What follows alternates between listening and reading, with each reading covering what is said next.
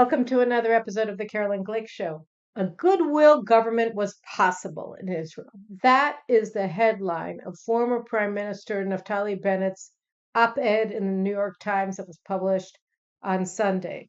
Um, and I just want to talk about it for a second. It's received absolutely no play in Israel because nobody in Israel cares. But I think because this op-ed that Naftali Bennett wrote is the anchor of his world tour of public speaking. I think it's important just to talk about it a little bit with you guys because a lot of you are in the United States and you're going to be seeing a lot of former Prime Minister and former alternate Prime Minister Naftali Bennett, I would assume, in your communities in the weeks to come. Naftali Bennett wrote this um, op-ed in the New York Times that was published on Sunday, where he speaks in praise of his great government that he formed last June in 2021 and ousted Likud and the ultra-Orthodox parties, really the parties that represent the majority of Jews in Israel, and he replaced it with the most radical government Israel has ever seen that was dependent for its very existence on the Muslim Brotherhood party, Ram. He was partnered with Meretz. He was partnered with the Labor Party. He was partnered with parties that are so radical that, in the case of Meretz, the public didn't even want to see it back in government. And in the case of the Labor Party, it barely crossed the electoral threshold, reaching its lowest point in its history.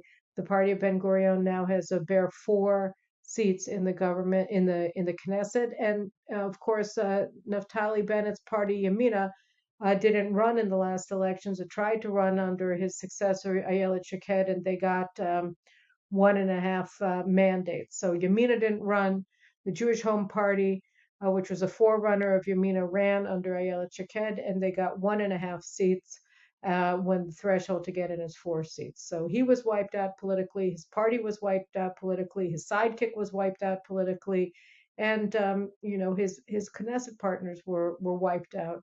And yet he's presenting his government, which again boycotted the majority of Israel and their parties, as this great voice of unity in Israel and this great success. And what he did was he instituted a 70-30 rule that we don't agree about 30% of the issues, we agree on 70. So this government is just going to handle the 70. And he acted as though they did a really good job. He said people came back to work. Well, they came back to work because the closures of COVID were over.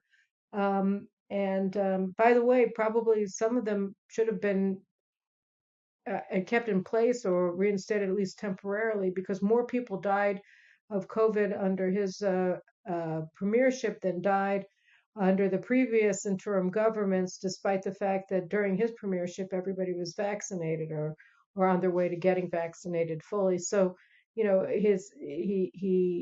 talks about these great achievements on his government's part, but they're all lies.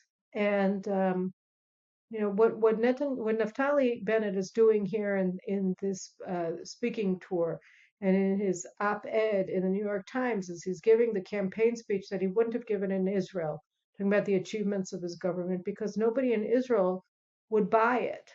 The cost of living went up under his government. National infrastructures were ignored because he was giving billions of shekels to the Muslim Brotherhood Party and transforming the Negev and the Arab sections of the Galilee into effectively autonomous regions where the state of Israel ceased to exist in any significant way. So, he oversaw the near breakup of the Jewish state, and yet he's presenting it to foreign audiences who don't actually know what happened as a great achievement. And this is dangerous. It's dangerous not necessarily because it's anti-Zionist and it's turning itself into some kind of or it's latching onto an anti-Zionist message. It's not that it's not. He's not latching onto an anti-Zionist message. What he's doing is he's selling lies about Israel at a time when truth is really, really important. And I do hope that when he is greeted by crowds in the United States, that there are going to be people in the crowds who are going to be able to call him out for what he's saying and the achievements that he's pretending that he has accomplished, when really he was a failed prime minister. He left government in shame, not merely because he completely betrayed his word to his voters. He pledged to them that he wouldn't form the government that he formed, but because in government he was ineffective. He was he was an incompetent steward of Israel's national interests on every level, and he allowed his very radical ministers, whom he was not empowered to fire, run roughshod over the Israeli people and undermine the basic building blocks of our sovereignty in so many different areas of governance. And so, he's now going into the world to try to cash in with speakers' fees on his failed stewardship of this country. And I think that people should understand what a fraud he really is and what a devastating impact he had on his country by effectively extorting the premiership with 6 members of Knesset under his control in his party.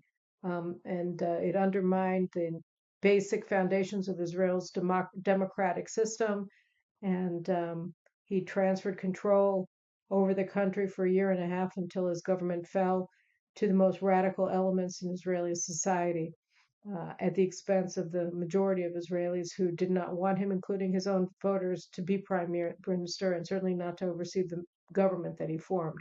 So, on the thought of truth, I want to turn to my guest this week, because I think that Pastor Dumisani Washington, who I'm about to start talking with, is one of the most important voices for truth in the Black community in the United States, speaking for the revitalization, the rebuilding of ties between the Black community and the Jewish community in the United States and the Black community in the state of Israel.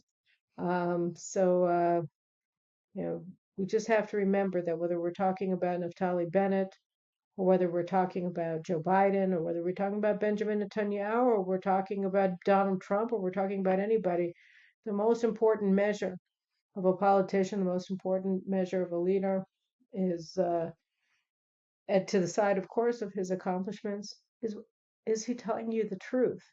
And can you have accomplishments when your entire leadership is based on lies? So without further ado, let's go to our talk with Dumisani Washington. Hi, my guest this week again is Pastor Dumisani Washington. Dumisani Washington is the founder and the CEO of the Institute for Black Solidarity with Israel, IBSI, an incredibly important organization. Before that, he worked with CUFI on outreach to the Black community in the United States for the pro-Israel evangelical lobby for Israel. And really, I've been wanting to have Dumisani on the show for a very, very long time. And so, first of all, thank you so much for coming on, Pastor Washington. Thanks, Caroline, for having me. It's good to see you again. It's great to have you on the program. We've talked at length in the past about just between ourselves, about the fractious relationship that the American Black community has increasingly, both with the Jews in the United States and also with Israel. And in recent weeks, we've seen some pretty significant statements that have been anti-Semitic on the part of prominent Black Americans, Kanye West and being the most obvious example, because he just met with former President Trump, but also basketball players, Kyrie Irving, and the comic, suddenly his name escapes me. Dave Chappelle. Yeah, Dave Chappelle on Saturday Night Live, and before that we had prominent rappers like Ice Cube. We had Mark Lamont Hill, and Jay-Z, and others who have been involved. And one of the things that I find really interesting when I was researching a lot of the statements that they've all been making is that they all are redolent with this concept that the Jews are fake Jews and that they're the true Jews, that they're one of the 10 lost tribes, that the American blacks are the true Jews, the true Israel. We saw this in very dangerous form in the massacre in Jersey City in December, I think, of 2019. And so we've seen it from a violent perspective, and we've seen it from this rhetorical perspective by Black celebrities. And all of it seems, or the main propagator of this is Louis Farrakhan, who's probably the most powerful anti-Semite in general in the United States, I would say, and certainly in the Black community. And I'm just sort of amazed by the incredible power that Farrakhan exerts over the community after all of these years. He's 87 or 89, and so first of all, can you talk to me a little bit about just how powerful an influence Farrakhan has on the community as a whole, just so we understand what we're talking about? So, in starting with that as a starting point, Louis Farrakhan, and I had mentioned before, I just for people listening, I mentioned this in my book. As a matter of fact, Zionism in the Black Church, second edition, came out in February of last year, and Can you there are actually do three. that? Do you have a copy by you so that we can see it? I do somewhere. Yeah. Good. This is it. It's actually available on Amazon, Kindle, everything. There's the digital version, the paperback. Also, there's an audio version as well. So if you go and just Google Zionism in the Black Church, you'll see it in different places.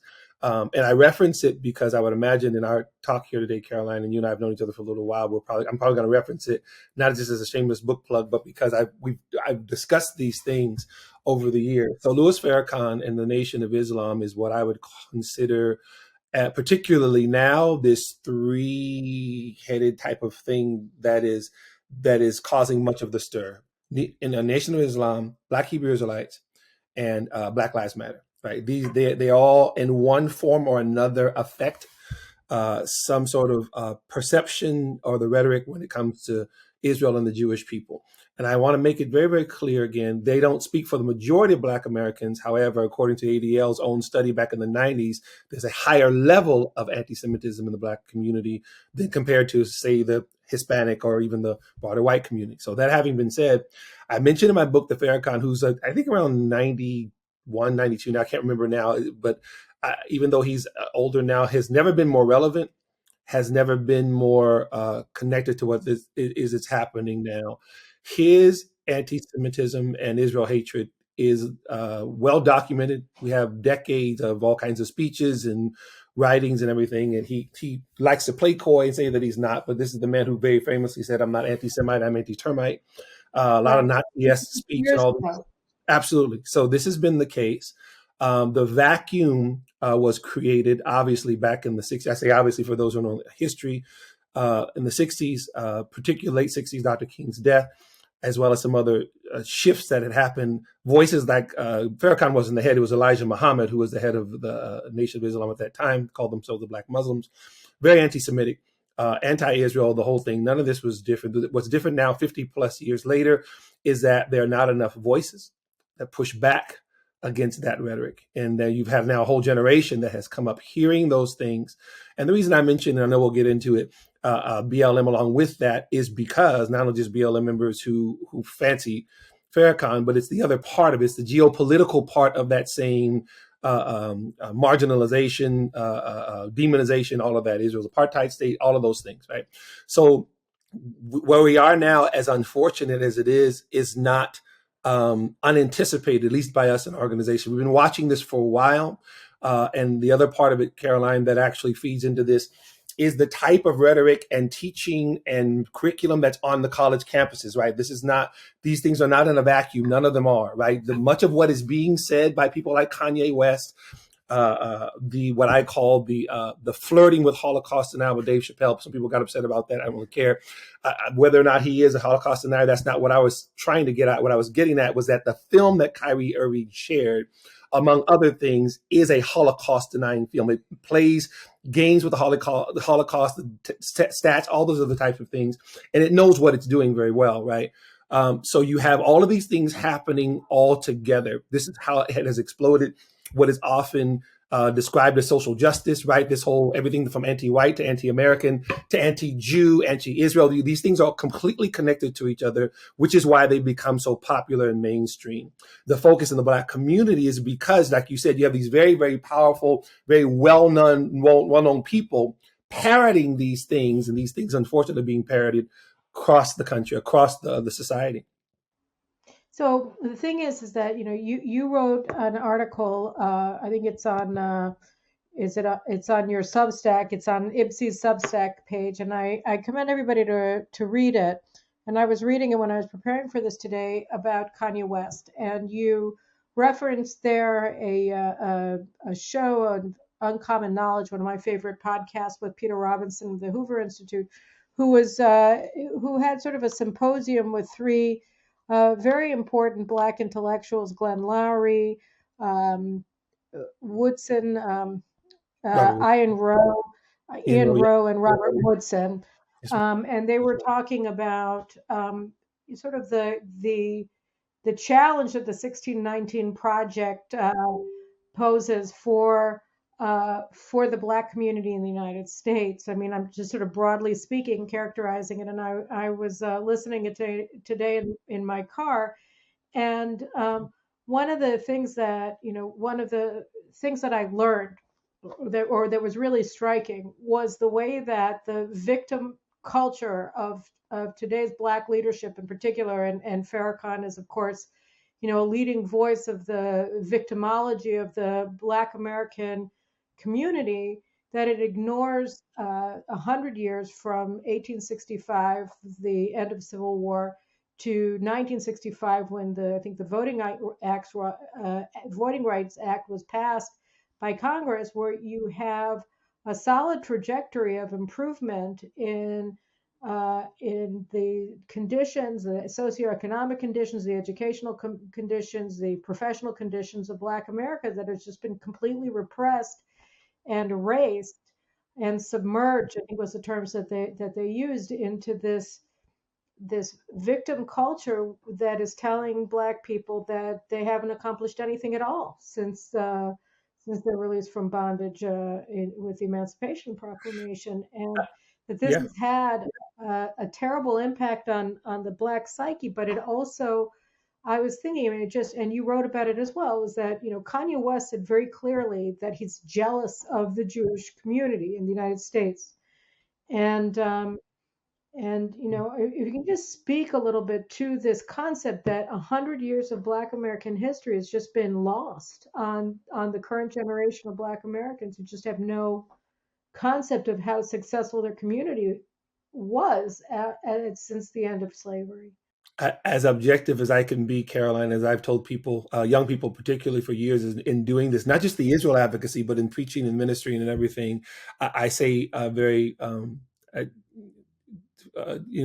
jokingly, but dead serious at the same time. We descended from superheroes, right? And I'm going to come to that. So the article that I wrote there was the second one about Kanye West being jealous of the Jewish community. And I want to make it very clear, as I said in the article, I know you saw that in no way excuses the Jew hatred, the doubling down, the hanging out with Nick Fuentes. None of that is an excuse. But as you're saying, this is an explanation of some of what was going on in his mind by his own words, right? So for him, his jealousy is based in his not understanding even who he is as a Black American, right?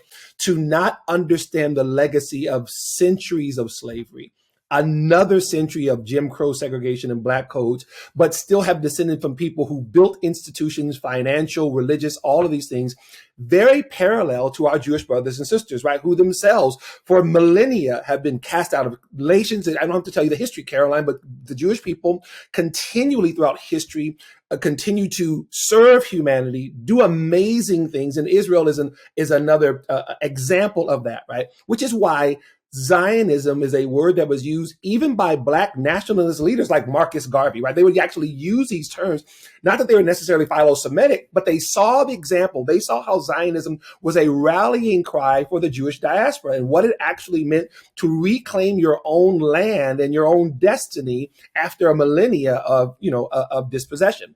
And this was actually the case. And so I wrote that article about him and I entitled it on purpose, Say It Loud, I'm Black and I'm Proud, the whole James Brown song that was written in the 60s after the death of Dr. King. He was attempting to do the very same thing. He saw a Black community, particularly after the assassination of Dr. King.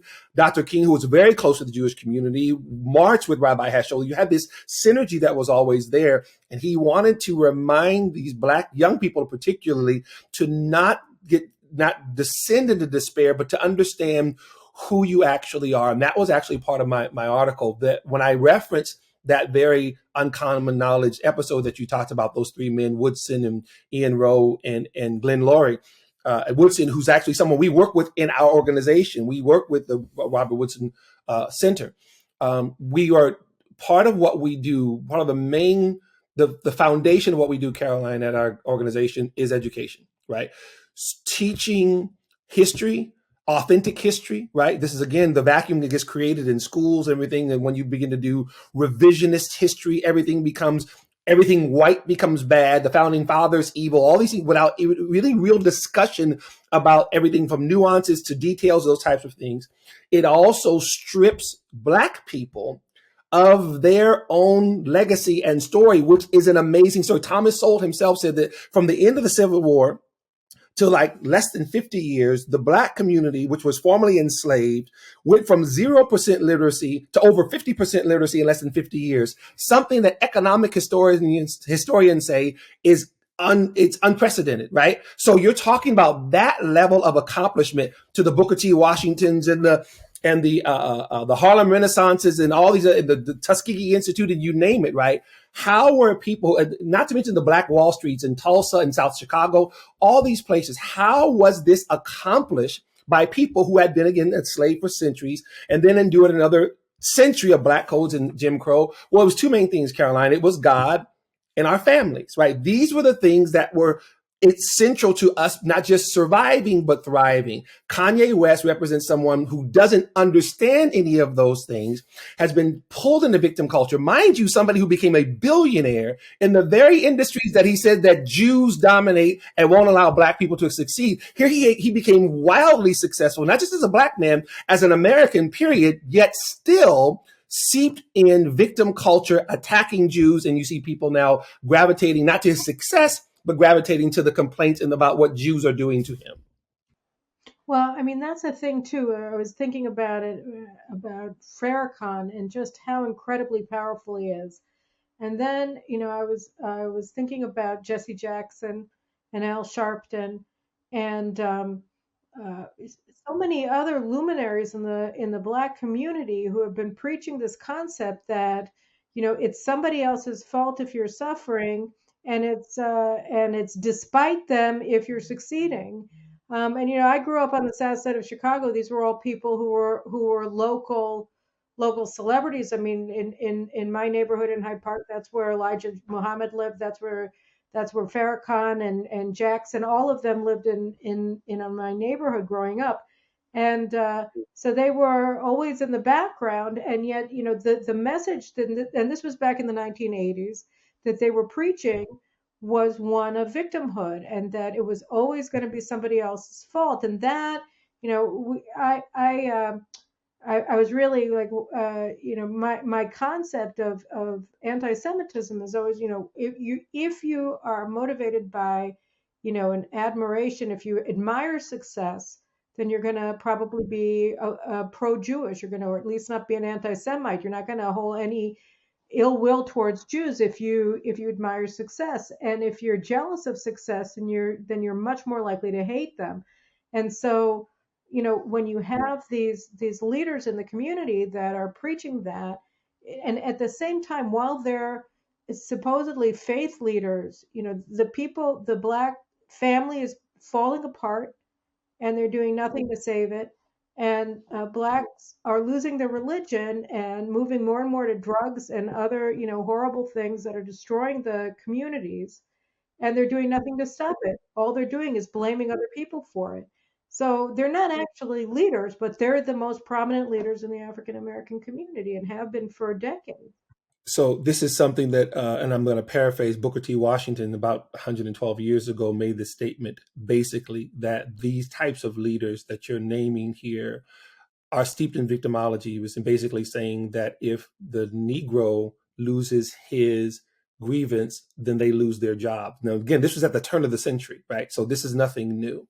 Again, the most unfortunate thing in the last 50 years is that not enough voices prominently pushing back on this mentality, because again, not only, as you're saying, does it demonize the Jewish people, it also strips Black Americans of their actual accomplishments, what they were actually able to accomplish. And so this vacuum again gets created. You have then a popularization of blaming, of victimization, right? Which again is part of the narrative that is in our schools. The critical ethnic studies blames Israel. It calls Israel an apartheid state. It was actually made law in 2020. So this is what has happened. It has become part of the ethos. You mentioned about the Black family. It's amazing. It is one of the topics that is the most difficult for Black leaders oftentimes to have, not just in public around everyone else, but even internally. And I've watched this for decades. It's funny that Barack Obama, also politically from Chicago, one of the most progressive left-leaning leaders that we've had, did not campaign that way. He campaigned like a conservative. I challenge anyone, Google his Father's Day speech 2008, before he actually was elected.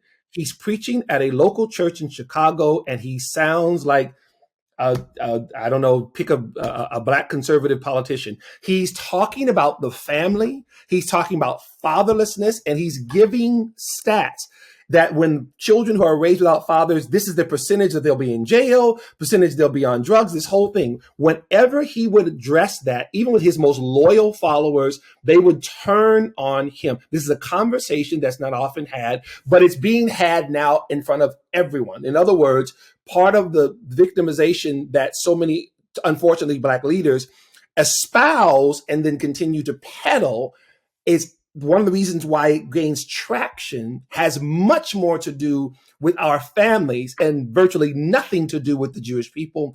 This is kind of where we are. You can't even then get to the things that would impact them, like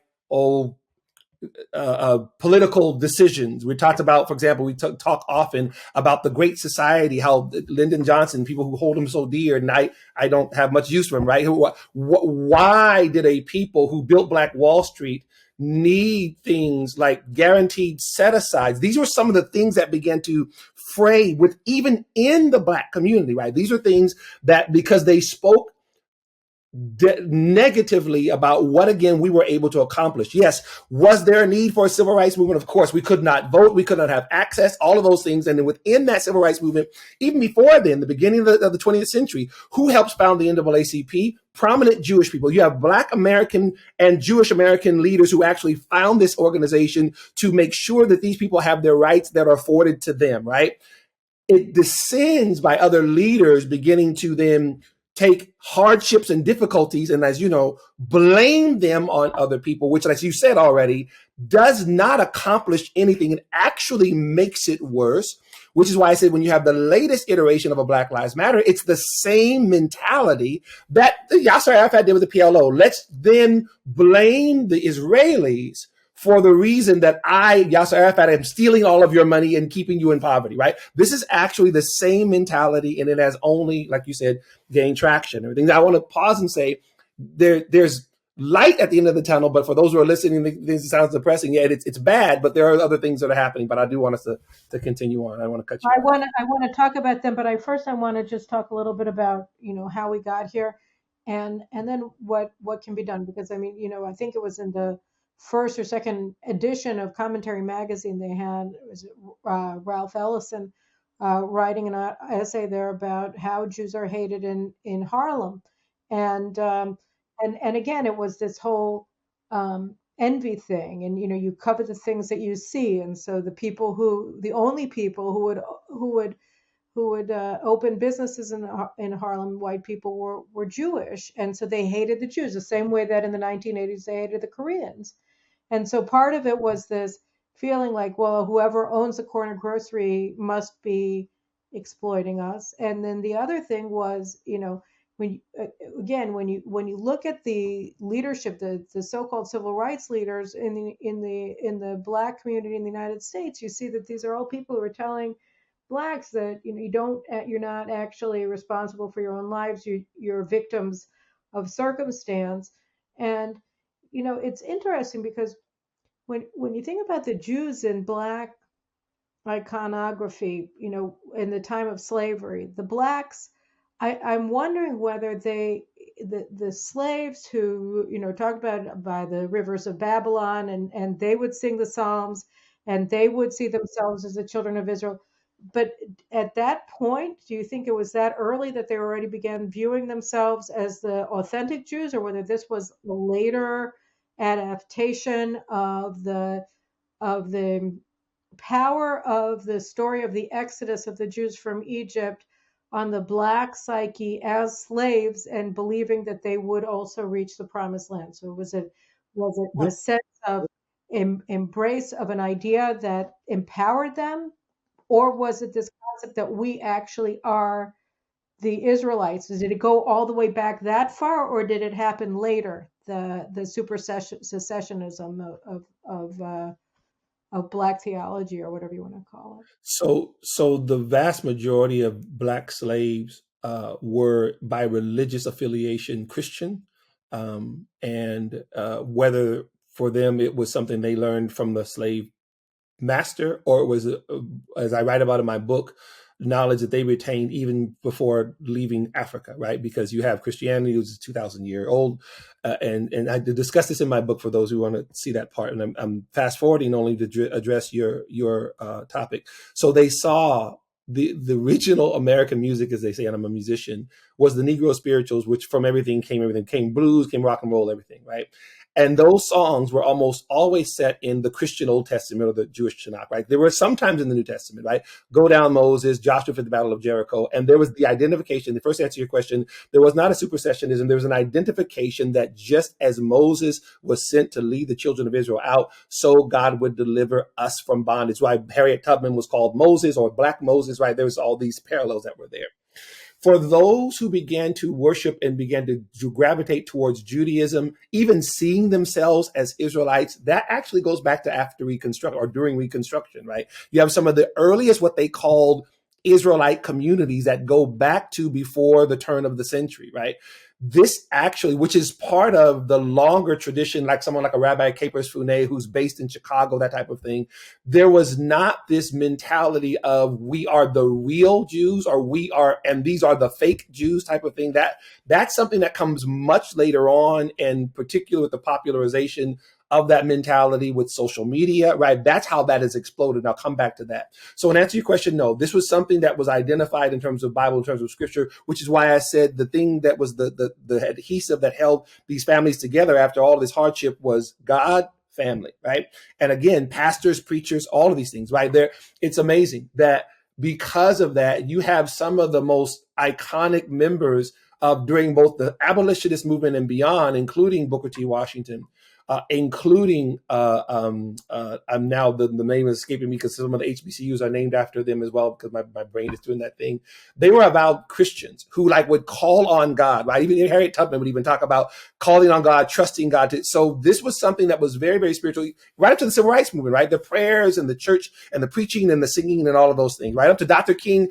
Hours before he's assassinated, what is he doing? He's alluding to Moses. We as a people will get to the promised land. That wasn't a supersession. It's the statement that was an allusion to we're going to be victorious. We're going to accomplish what we need to accomplish here in the United States. And so, Caroline, this has always been the case. And to your other point, which is why there was such an affinity there and an admiring of what, not just the God of Israel, but the Jewish people, right? So this is something that was the synergy.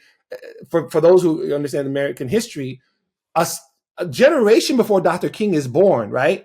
Booker T. Washington and Julius Rosenwald come together to build Rosenwald schools across the country. Julius Rosenwald of Sears Roebuck fame, his rabbi is MLG Hirsch, one of the founding members of the NAACP. He's from Chicago, as you know. He builds this housing a tenement there for Black people because they have been migrating from the South. He sees the conditions that they're living in. They're just trying to get a better life.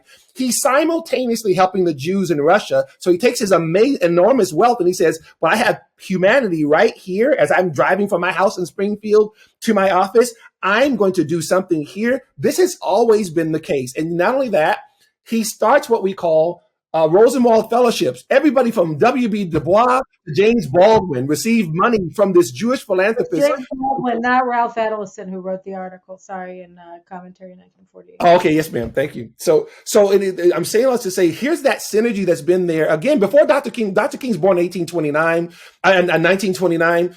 Julius Rosenwald, Booker T. Washington, they hook up around 1911, 1912, right? This is already happening. The Jewish community already sees within the suffering of the Black community, they see themselves and they're saying, we are going to do everything that we can to help. This has always been the case. When you have these other unfortunate, these people, these preachers, these Farrakhan's type who then come and then exploit difficulty by then pointing at Jewish people, that has been one of the most tragic things to happen here. And the fact that it has gone on, again, with very little pushback, but very little pushback, particularly over the last decade or so, is part of how we've come to this place. Because, I want to go to, what you're doing to combat it, because I think it's really important. And I just want to take a step back because, it's not by chance that I'm harping on all of these leaders, so-called of the American Black community, because you look at it and you think, well, if you want to rebuild, you are a pastor, right? And so you go into the churches in the South Side of Chicago, or in the Bronx, or in any of the Black communities in the United States, in the large urban sectors, and you say to the pastors, what do you say to them? Look, Jesse Jackson has steered us wrong. I mean, look at our history. Look at our affinity with the Jews. Instead, that you're being lied to about Jewish history. You're being lied to about Black history. I mean, how do you convince people, especially when it seems like everybody's bread is buttered on one side, and the people who are saying that it's all about what things, terrible things have happened to us, they're the ones who get all of the time on the media. They're the ones who get all of the money and federal aid and stuff like that. I mean, how do you even begin? It's like this whole complex, like this whole, economic zone, right, of grievances. How do you even begin to fight back and rebuild what's been broken between Jews and Blacks, and between Blacks and themselves? Because I think that they're related, aren't they? It starts with, yes, it is very much related, Caroline, and it starts with education. It really starts with that conversation. So just a quick anecdote. About 3 or 4 months ago, there's a Black pastor who's in California who is reading my book. I've met him before, but we've never actually worked together. I get a text, reading your book right now. Just wanted to let you know I'm really enjoying it. So thanks a lot. A couple of days passed by, and I know that chapter 5 in the book is one unpacks everything from Farrakhan to BLM to it's probably the most quote unquote controversial book chapter in the book. I text the pastor and let him know, hey, we get to chapter 5, just letting you know that it's going to uncover some things that you may or may not be aware of. And he kind of chuckled. He said, hey, I just started reading chapter 5 just now. And the reason I'm telling that story is this: he read the book, pretty large church, was very, very taken because much of the book is Black history, right? Setting things straight, as we're saying now, right? Including our relationship with the Jewish people. We wind up doing an event at his church. He gets the book for some of his other leaders, and we go there, we confer regularly. He has become a member of IPSI, a donor, all of these things, right? And this is what's happening across the country. Caroline, what you're touching on is very real. These are the real conversations that are being had beyond the media, inside the communities. There are conversations that are being had. One of the heartening things is that there are debates being had. The loud voices are the Kanyes, unfortunately, the Dave Chappelles, that type of thing, right? It's unfortunate what's going on, right? Including Farrakhan. What's going on in the community, however, are the debates about what's really happening with our families. what's really happening with us in education, things like education choice. These are, and I say it's heartening because in those debates, there is the eschewing of, no, we're not blaming the Jews. No, we're not blaming this. No, we're not blaming. We are actually going to double down on what we are doing here to move forward. And by the way, we also recognize that the Jewish people, like Dr. King said, more than any other ethnic group, have been present in the Negro struggle for justice, unquote. That's literally what he says. They're actually seeing this. When we come in with our information, what we're finding is that there is much receptivity to it because, again, it starts with information, it starts with education. This is who we are. These are the trials and the tribulations that we've come through. Here's how we were able to, against all odds, succeed. And here is the real story of how the Jewish people were with us, right? And continue to be, right? One of the things I talk about, Caroline, is what's called, it's funny, I'll use this as an example. Few years ago, about 2 or 3 years ago, what became a big brouhaha in the NBA was using the Black national anthem and replacing, or at least inserting that instead of the national anthem of the nation, right, of the United States of America, right. And I remember I was talking to other leaders upset about that because of the game that was being played. In other words, whatever the NBA was trying to do, it was placating by doing something like, oh, let's sing the Lift Every Voice and Sing. That's just after this. That's like singing, let's sing Hatikva before the Nets play the whatever. Why? Why would you do something like that unless you were just trying to appeal or appease the Jewish community, right? That doesn't make any sense, right? So what we're saying is that the reason I'm bringing that up is because within that song that was written in 1899, is written as a poem by James Weldon Johnson. It is 3 stanzas, and the very last one deals with what we are talking about right now. God of our weary years, God of our silent tears, thou who hast brought us thus far on the way, thou who hast by thy might led us into the light, keep us forever in thy path, we pray. Again, Caroline, this is 1899. I continue. Lest our feet stray from the places, our God, where we met thee. Lest our hearts, drunk with the wine of the world, we forget thee. It's a direct reference to Jeremiah chapter 51, not to be intoxicated with Babylon, right? Here are Black leaders at the turn of the century saying, God has been so incredibly good to us, but there's been no civil rights movement, right? Jim Crow segregation is still the law. What they're saying is that here's how far God has brought us, and our future is bright. That is the very opposite message that a Farrakhan or Jesse Jackson later on, especially in his career.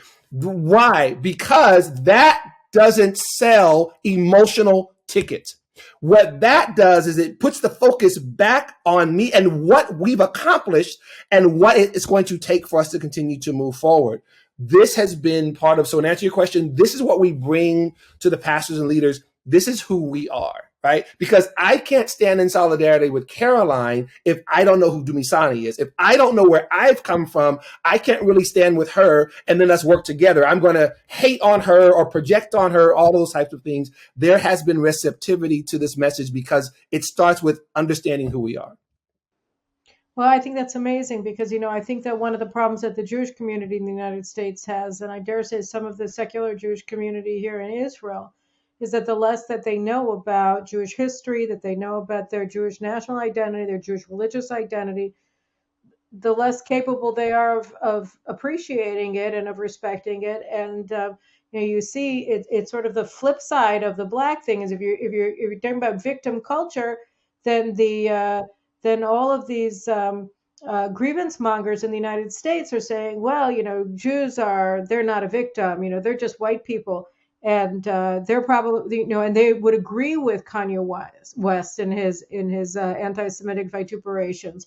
And if they don't agree with it, then they would claim that it's all because of the Holocaust, which their families never suffered, right? Most by and large, because by and large the American Jews came to the United States a generation or two before the Holocaust. So the vast majority of the American Jewish community are not the sons and daughters of Holocaust survivors. But be that as it may, the point is that they're saying that this is the narrative of Jewish suffering because they don't know anything about Jewish history. Yes. Right? And if they did, they would understand it's about enduring holocausts throughout the ages and being able to thrive and survive. And so, they can't do that. They come as supplicants to Blacks who hate them, and then all that raises is contempt and empowers the haters even more. I mean, that's the problem. You have ignorant Jews on the one hand and ignorant Blacks on the other hand. you touch on now what I call the parallel, right? There are parallel issues playing out in the Black and the Jewish community in the United States, and you just touched on it, right? You have a victimization mentality that has been foisted for the last several decades. Again, there's much debate happening about that, right? But you have and I don't want to say the Jewish community, I'm talking now the whole, now I have to get political, the progressive, right? What you have, and often I make people angry about this, I don't really care. So when you're You're not talking gonna about make me angry about it. Talk whatever you want to say about the progressives. You're not gonna hear any. So what you had, Caroline, is an institutionalization of this whole victim narrative, right?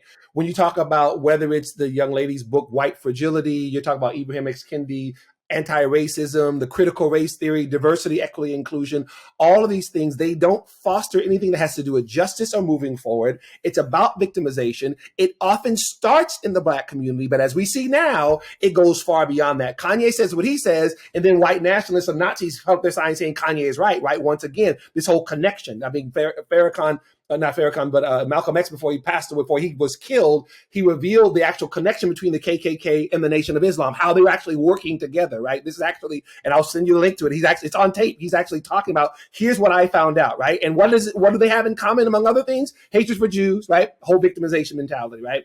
What you have had now pretty much codified in our schools, our universities, increasingly in the K through 12, at least 8 through 12, is this same mentality that somehow the world owes me something, and not just a Black person now. Now I'm talking about how mentality actually works. What you have on the campuses, in the faculty, the administration, oftentimes in the curriculum, is this very thing. And it goes like this. White people are the incarnation of evil, right? And everything they touch is evil, and the founding fathers are evil, and America's evil, right? And when I see young Jewish kids parroting that same thing, I keep saying, you're playing a colorism game that's always going to boomerang on you. Stop it, right? Have nuanced conversations. Fix what you feel is broken. Don't make general statements, because now they're saying white, tomorrow they're going to say Jewish, and then boom. This always, the history continues to repeat itself, right? We've seen this over and over and over again, that somehow the victimization of people is somehow either liberation for them. It definitely makes me feel better about myself, because I get to then feel like I'm everyone's savior. I get to feel like I'm better than everyone, and I don't have to do the hard work of actually unpacking things like what's going on in this school district and why are these disparities there beyond color. Let's actually have a discussion about what's happening at the school level, right?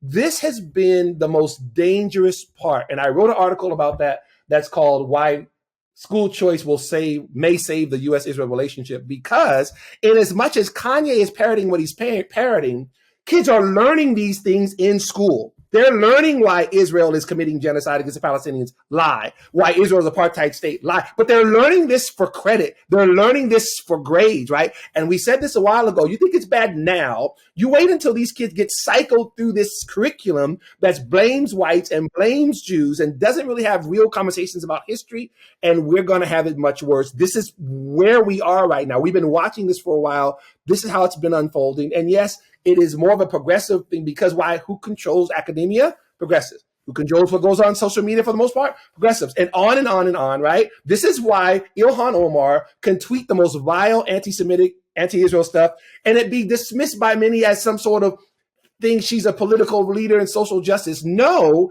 it's anti-Semitism, but it's accepted now because it's part of the institution.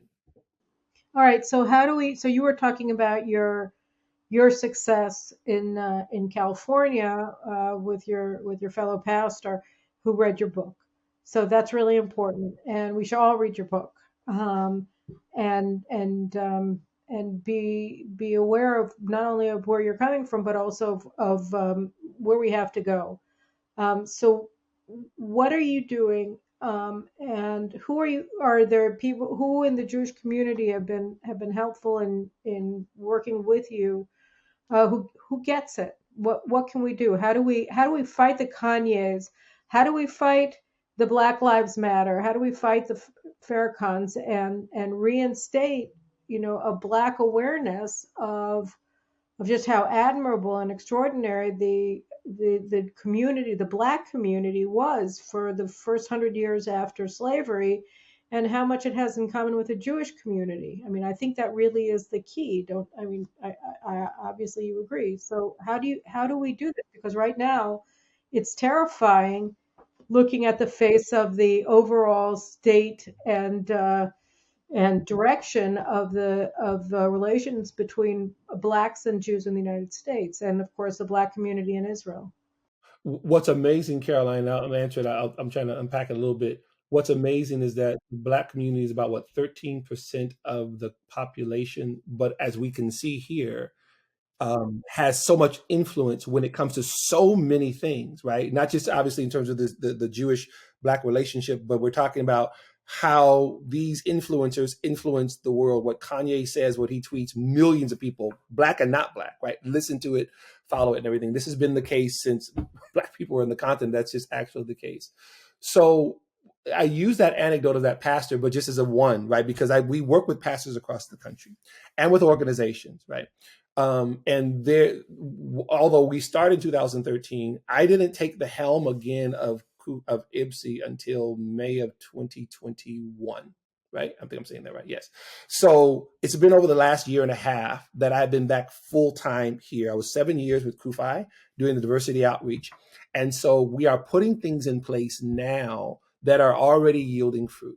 One of our main focuses was we call our PEACE initiative. It's an acronym for Plan for Education, Advocacy, and Community Engagement.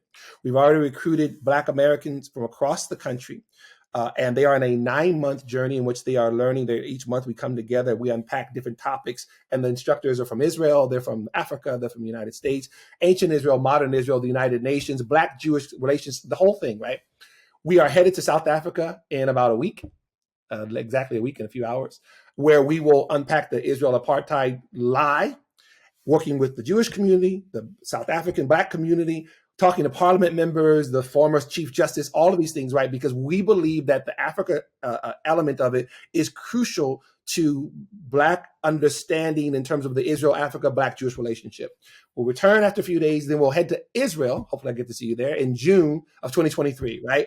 This will be part of the thing. Caroline, this is only a pilot program. We already have signups for next year, right? This is called our IBSI ambassadors. And what will they do when they return to their homes and when this whole program thing is over? They will be the hub of Black Jewish synergy in their communities, armed with this knowledge, right? Reaching both within the Black and the Jewish community. And yes, we have Jewish partners across the country, of course, and in Israel as well, right? This is why we're so excited. It's just, and I say excited, not that we don't see the grave thing that's going on right now, but because I don't like the Negro spiritual, I just referenced lift every voice and sing, right? I'm hardwired that way, Caroline. I am a product of a Black American family that was raised to be very proud of who we were, right? There was no need to be somebody I was not, because I was pretty busy being proud of who I actually was, right? So I get that. And when I got older, I began to see that there were some that had that, but the more there was a fraying of the family, the less that was actually there, right? So we have some very old school principles that we are applying that are already seeing results. Our IBSI ambassadors are already having difficult conversations. Who are the Black Hebrew Israelites? What is that tradition that goes back to the 1800s? What is this iteration now of hatred for Israel, hatred for Jews, this very militant Black nationalism, right? Not so much even this independent thing, but this victim blaming. Let's go to the King James Bible. Let's misinterpret everything and blame Jews for what's actually going on. This is the religious version. It's what I call the Hebrew version of the Nation of Islam, right? So again, separating that from some other Black Americans who for generations have been observing Torah. They haven't in any way tried to take someone else's identity. They've just found a great relationship when it comes to, even more so than Christianity. They said, I want to observe Shabbat. This has been going on for a while. Are you talking about the Seventh-day Adventists? Is that no, ma'am. I'm actually talking about, so you have a long history in the United States of Black Americans, again, that goes back to around Reconstruction, who began to gravitate towards Judaism, right? The majority was always Christian, but they began to learn Hebrew, right? Some over the years, Caroline, actually converted to some sort of Orthodox Judaism. Some have actually made Aliyah. These are stories that have actually been there, but they don't get discussed a lot. One of the only reasons why they're talked about now is because of this negative group that has come together, that preaches on the street corners, that says all these vile things, right? So but it's separate from this other tradition, if you will. It's small, but it's been a tradition for a long time, right? So this is why Rabbi Capers Fune, who is he's over the Israelite Board of Rabbis based in Chicago. He is part of it. He's like the leader. There's other ones that work with him, but I'm talking about those who may not even be a part of a particular organization, but they've been doing Sabbath keeping or whatever for a long, long time, right? So this has actually been the case for years in the United States. What's happening now is that the Black Hebrews are like the film that Kyrie Irving posted, Hebrew to Negroes, anti-Semitic, anti-Israel, the Holocaust denying, all of that, right? This is what has taken center stage. Not a conversation about Torah, not a conversation about religion or even history, but a conversation about hatred for Israel, right? This canard that somehow Sephardim, Ashkenazim, and Mizrahi Jews are responsible for the slave trade, all of this stuff that Farrakhan has been parroting since the 1990s, right? So what we are doing, our IPSI ambassadors are having all of these conversations, right?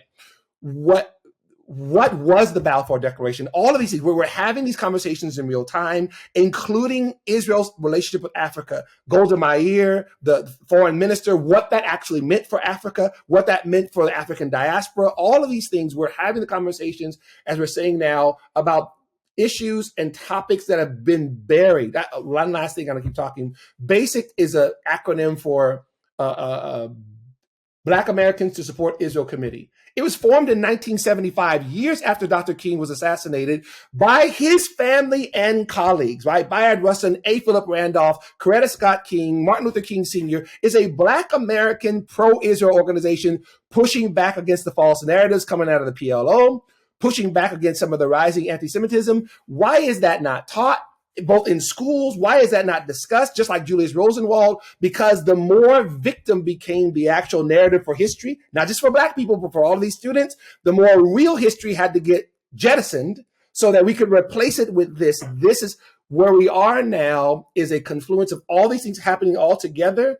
And this is why you would have already had, unfortunately, this rising anti-Semitism from people who just do not understand whether it comes to Israel or the Jewish people or any other topic.